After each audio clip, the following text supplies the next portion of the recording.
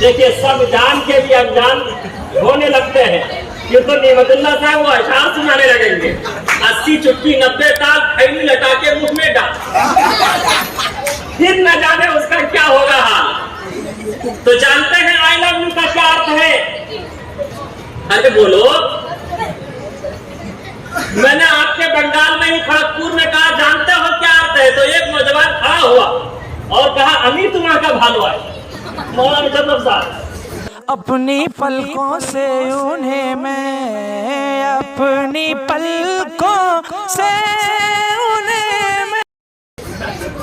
पंजाब गया, पंजाब में मैंने कहा जानते हो क्या अर्थ है? एक नौजवान खड़ा हुआ, कहा तू आस हमारा बकालनी, मुझे मार दे मार से ले चल। आई लव यू अगर अपनी मम्मी से कहें I love you my mother, I love you my sister, I love you my son, I love you my daughter, I love you my father, I love you my wife, बताओ सवाब मिलेगा या आजाब? अरे बताओ नौजवानों, अरे सवाब मिलेगा या आजाब? रास्ते में चलती हुई किसी गर्लफ्रेंड से कह दो आई लव यू तो क्या मिलेगा? अरे बोलो आगे से पीछे तक। चप्पल। मिर्जा गालिब से किसी ने पूछा, मिर्जा गालिब से हजरत किसी ने पूछा चप्पल मुजक्कर है या मुअन्नस, चप्पल जेंट्स है या स्त्री? मिर्जा गालिब ने कहा अगर जोर से लगे तो मुजक्कर है, जेंट्स है, अगर आहिस्ता लगे तो स्त्री है, मुअन्नस।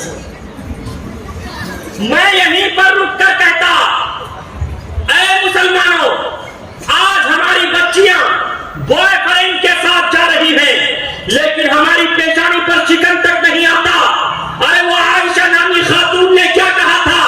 आई लव यू कहा, आंखों आंखों में इशारे हो गए, हम तुम्हारे तुम हमारे हो गए, फिर रिश्ता हुआ, लेकिन वो रिश्ता निभ नहीं पाया।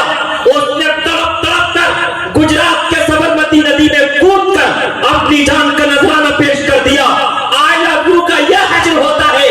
और आपने देखा होगा वो शबनम और सलीम का किस्सा आपने सुना होगा, मोबाइल पर, व्हाट्सएप पर, ट्विटर पर आपने देखा होगा। वो शबनम सोना बन गई, सलीम मुक्तबा नहीं रहा, बल्कि दोनों के लिए फांसी की सजा तजवीज की जा चुकी है। इसलिए ऐ नौजवानों, आज ही ये तहैया करो कि हम कभी भी इंशाअल्लाह अपने वालिदैन के मशवरे के बगैर निकाह नहीं करेंगे। इंशाअल्लाह कभी भी मोहब्बत और प्रेम में शादी और विवाह नहीं करेंगे इंशाअल्लाह। नशा पिला के गिराना तो सबको आता है, नशा पिला के गिराना तो सबको आता है, मजा तो तब है कि गिरते को रोक ले साथी, मजा तो तब है कि गिरते को रोक ले साथी। और याद रखो मुसलमानों, अगर अपनी बच्चों को मारना चाहते हो तो अब बम, एटम बम, तीर और तलवार की जरूरत नहीं, बल्कि उसके हाथ में स्क्रीन टच मोबाइल दे दो, वो खुद ब खुद तबाह हो बर्बाद हो जाएगा। बेशक हमारे बच्चे और हमारी बच्चियां मोबाइल से दूर नहीं रह सकती, लेकिन हम सब निगरानी तो कर सकते हैं। हम सब निगरानी करें कि हमारी बच्चियां किसी बॉयफ्रेंड से बात तो नहीं कर रही है, हमारे बच्चे किसी गर्लफ्रेंड से बात तो नहीं कर रहे हैं। इंशाअल्लाह जब निगरानी रखेंगे तो आई लव यू वाला करिश्मा आपके सामने नहीं आएगा। इंशाअल्लाह रखेंगे निगरानी, तब इंशाअल्लाह ये जितने नौजवान हैं इनके मन का पाक और पवित्र होगा। नौजवानों हमेशा अपने वालिदैन, अपने पेरेंट्स की रजा से, मशवरे से शादी और विवाह किया करो, तब इंशाअल्लाह सच्चे दिन आएंगे। तब इंशाअल्लाह अच्छे दिन तो नहीं आए, 15 लाख तो नहीं आया, लेकिन इंशाअल्लाह तब सच्चे दिन आएंगे। कौन से दिन आएंगे? अरे आगे से पीछे तक बोलो यार, मोहब्बत से, बुलंद आवाज से बोलो, इंशाअल्लाह कौन से दिन आएंगे? ऐ हिंदू मुस्लिम भाइयों, मैं बड़े प्रेम से कहता, तकरीबन 850 साल मुसलमानों ने हुकूमत की, लेकिन कभी भी हिंदू मुस्लिम का प्रेम भेदभाव में नहीं बदला। अकबर बादशाह का नाम आप लोगों ने सुना होगा, सुना है? अरे बोलिए, किस किस ने सुना? आप लोगों ने अकबर बादशाह का नाम सुना होगा। अकबर बादशाह के वजीर का नाम था बिरबल। क्या नाम था? बिरबल। आगे से पीछे तक बोलो, क्या नाम था? बिरबल। बिरबल बहुत बड़ा विद्वान था। कुछ भेदभाव करने वालों ने अकबर बादशाह से कहा, आप हम में से किसी को अपना वजीर, आप हम में से किसी को अपना होम मिनिस्टर बना लीजिए। अकबर बादशाह ने उन तमाम भेदभाव करने वालों का इल्जाम लिया। कहा, ये 3 पैसे हैं, जाओ 1 पैसे का अब खरीदना, दूसरे का तब खरीदना, तीसरे का ना अब खरीदना ना तब खरीदना। वो तमाम के तमाम भेदभाव करने वाले गए, थोड़ी देर में वापस आ गए। कहा, बादशाह सलामत, अब मिला, तब मिला, ना अब मिला, ना तब मिला, तीनों पैसे वापस। उसके बाद अकबर बादशाह ने बिरबल को बुलाया। कहां चल रही है?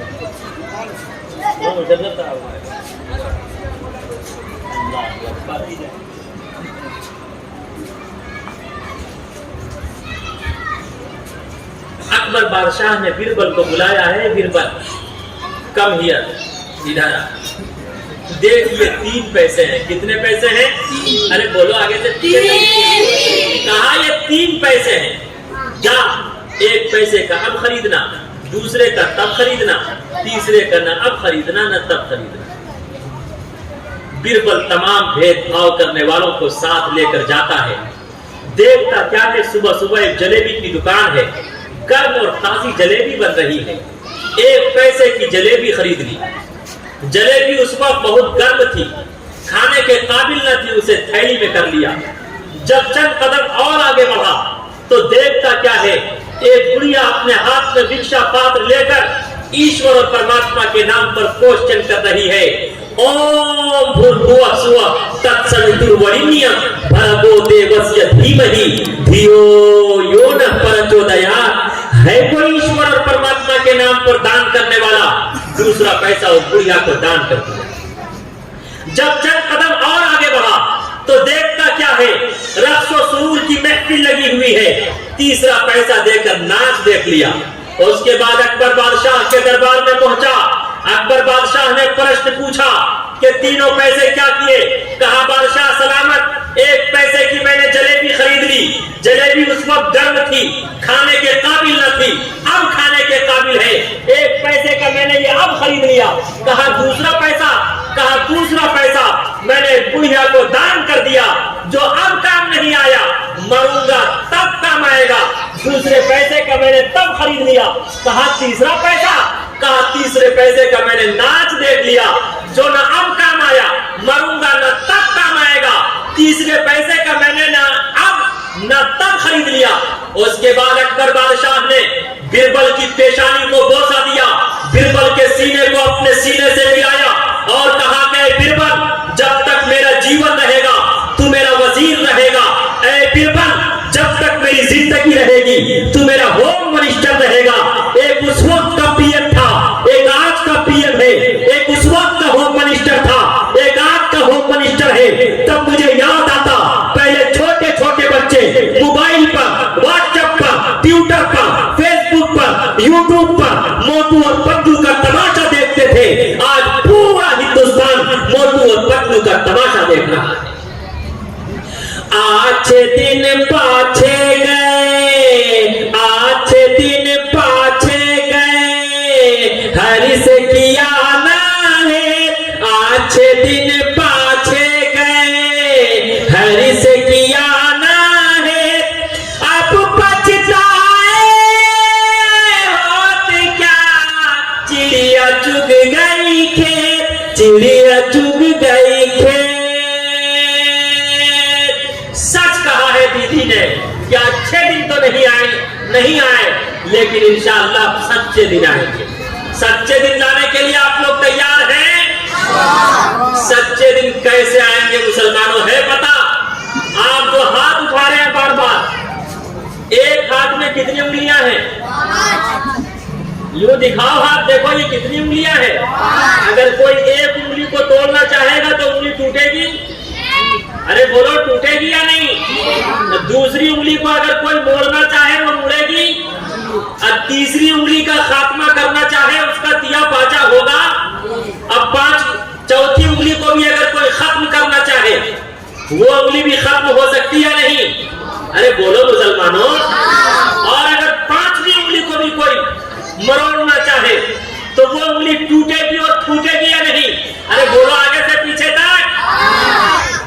लेकिन अरे मुसलमानों, मुत्तहिद हो जाओ, इन पांचों उंगलियों को यूं मिलाओ, मिला के यूं मोड़ो और यूं बनाओ। ये क्या बना?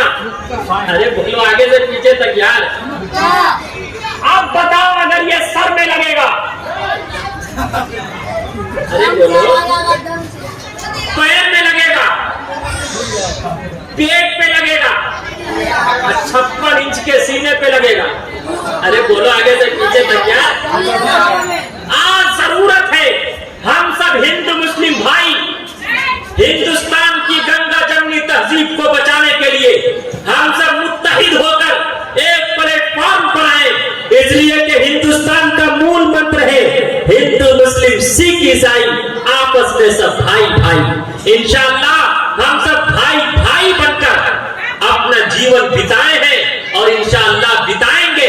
आज कुछ लोग कहते हिंदू खतरे में है, कुछ कहते मुस्लिम खतरे में है, बल्कि मैं यही पर रुक कर कहता, सुनो, न हिंदू खतरे में है न मुस्लिम खतरे में है। अगर खतरे में है तो पूरा का पूरा हिंदुस्तान खतरे में है। लेकिन आज ही ये वादा कीजिए, दोनों हाथ उठाकर हम सब इंशाअल्लाह अपने प्रेम से, मोहब्बत से, एक दूसरे का सम्मान करके हिंदुस्तान की गंगा जमनी तहजीब को बचाएंगे इंशाअल्लाह। कभी रखड़ा बाजार में, कभी रखड़ा बाजार में, मांगे सबकी खैर। कभी रखड़ा बाजार में, मांगे सबकी खैर। नाकाहों से दोस्ती, नाकाहों से बैर, नाकाहों से बैर। ऐ हिंदू मुस्लिम भाइयों, अगर आप सच्चे दिन लाना चाहते हैं मुसलमानों, तो काली कमली वाले मुस्तफा सल्लल्लाहु अलैहि वसल्लम के आइडियल को अपनाना पड़ेगा। फर्स्ट लॉकडाउन से पहले आसाम में मेरा प्रोग्राम था। जब मैं स्पीच से फारिग हुआ तो कुछ हिंदू भाई और क्रिश्चियन भाई मेरे करीब आए, आकर कहने लगे, गुरुजी आपकी सारी बातें मुझे बहुत अच्छी लगी, लेकिन एक ऐसी बात है आपकी, उसे मैं स्वीकार नहीं करता। मैंने कहा नो प्रॉब्लम, कोई दिक्कत नहीं, लेकिन आप ये बताएं कि वो कौन सी बात है। बहुत ध्यान पूर्वक से सुनने की जरूरत है।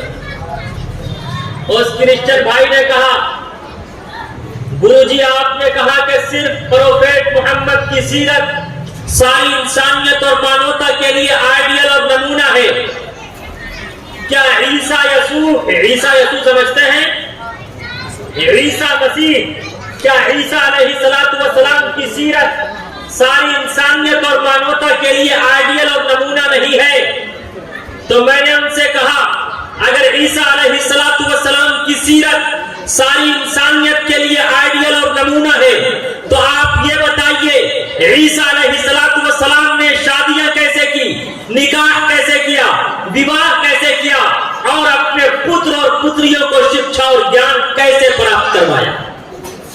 उसने फौरन मुझे चिढ़ाने के लिए कहा, आप उस मोहम्मद की बात करते हैं, मोहम्मद ने सिर्फ शादियां ही तो की है, उसके सिवा और क्या किया है?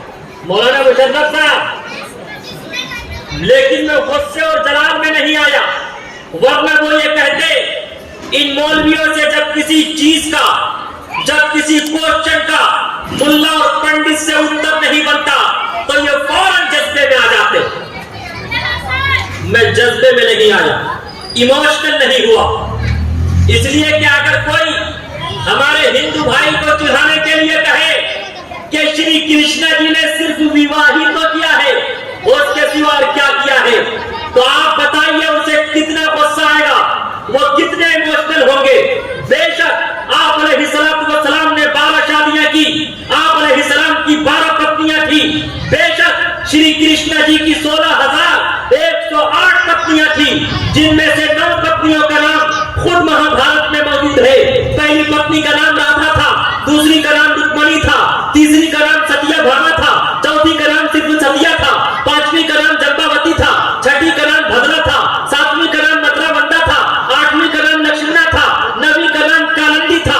बेशक श्री कृष्ण जी ने 16,108 विवाह किया और प्रोफेट मोहम्मद रसूलुल्लाह सल्लल्लाहु अलैहि वसल्लम ने 12 विवाह किया, 12 निकाह किया।